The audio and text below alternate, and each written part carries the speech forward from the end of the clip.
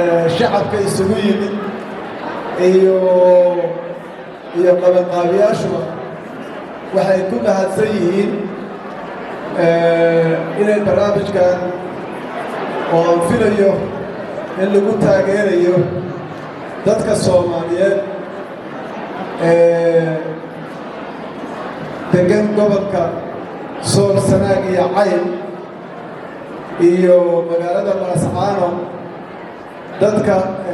aan waxba galabsan oo Soomaalida ah oo lagu xaqiiqay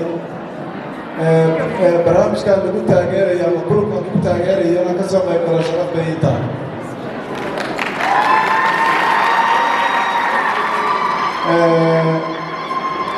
waxaan aad u ammaanayaa dadka soo abaabulay dadka soo qayb galay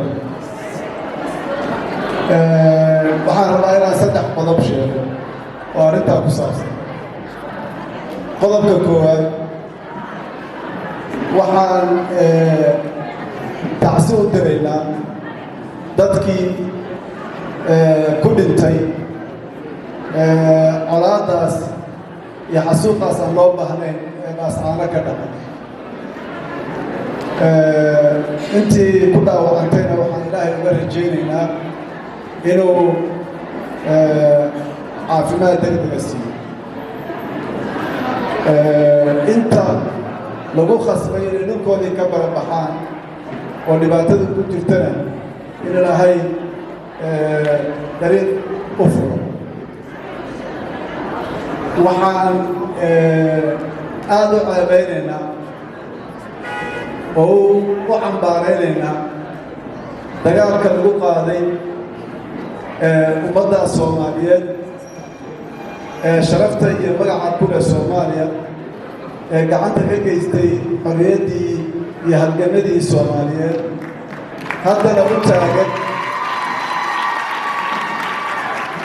haddana u taagan midnimada Soomaaliya oo runtii ah waxa keliya qolada keliya ama frontiga ama jihada keliya ee hadda midnimada Soomaaliya calanka u sida dadkaas in lagula dagaalamo rabitaan Soomaalinimo xaq maaha waana cambaaraynaynaa waana ceebeynaynaa talabaad waxaan u soo jeedinaynaa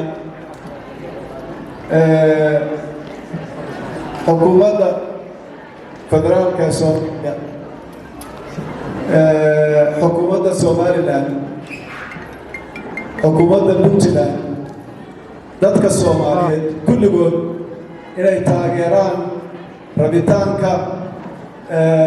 shacabka gobolkaas magaalada Laascaano iyo go'aankii ka soo baxay isimadoodii iyo waxgaradkoodii isu tegey waa arrin xaqa in dadka rabitaankooda lagu taageero sidaa daraaddeed waxaan ugu yeeraynaa qof kasta ay khusayso inay dadkaas maxaan yidhaahdaa ku taageeraan rabitaankooda iyo ilaalintoodaas xornimada iyo midnimada ummadda Soomaaliya tan ugu dambaysa waxaan u soo jeedinaynaa ama ka codsanaynaa maamulka Somaliland inuu joojiyo colaadda uu ku hayo dadkaas degan goboladaas gaar ahaan magaalada Laascaano waxaan soo dhaweynaynaa codadka tirada badan ummadda Soomaaliyeed madaxdeeda iyo maamulkeeda iyo weliba dad badan oo degan Somaliland ay kaga soo horjeedaan ay ku cambaareeyeen colaadaas Laascaano lagu hayo iyadana waa soo dhaweynaynaa waana ammaanaynaa waxaan soo dhaweynaynaa go'aamadii isdabajoogga ahaa ee xukuumadda federaalka Soomaaliya laga bilaabo madaxweynaheeda lagu xijiyo ra'iisul wasaaraha wasiirka arrimaha gudaha golaha wasiirada kulligood ay soo saareen ay ku taageereen go'aankii maxaa la yidhaahdaa reer laascaano iyo reer sool iyo sanaag iyo cayn iyo weliba inay cambaareeyeen colaadda aan meel lagu soo gabado lahayn ee dadka lagu qaaday ugu dambaystii waxaan u yeeraynaa adduunka xukuumadda federaalka dadka Soomaaliyeed dadka reer Puntland dadka reer Somaliland kulligood waxaan ugu yeeraynaa inay ficil ka dhigaan cambaareynta iyo diidmada colaadda laascaano lagu hayo inay ficilka u tarjumaan oo lagu cadaadiyo maxaa la yidhaahdaa maamulka Somaliland inay joojiyaan colaadda ay ku hayaan dadkaas aqbalaanna go'aankooda si dhaqsaana loogu fidiyo wixii gargaar ah ee ummadda Soomaaliyeed iyo beesha caalamkuba ay ku taageeri karto dadka reer laascaano